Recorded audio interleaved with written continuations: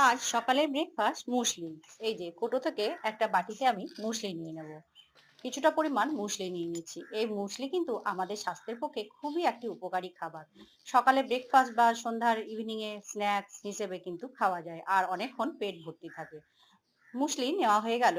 এবার আমি হালকা কুসুম কুসুম গরম দুধ দিচ্ছি।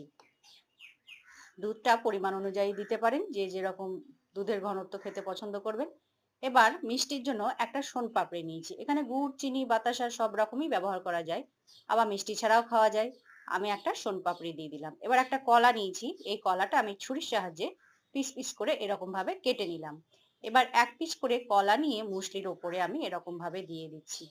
তারপরে একটা চামচ দিয়ে নেড়ে চেড়ে মিশিয়ে নেব। তৈরি হয়ে গেল আজকে সকালের ব্রেকফাস্ট মুসলি। খুবই হেলদি একটি ব্রেকফাস্ট। আজকে সকালের ব্রেকফাস্টের রেসিপি ভালো লাগলে ভিডিও শেষে লাইক করবেন, আর নতুন বন্ধুরা অবশ্যই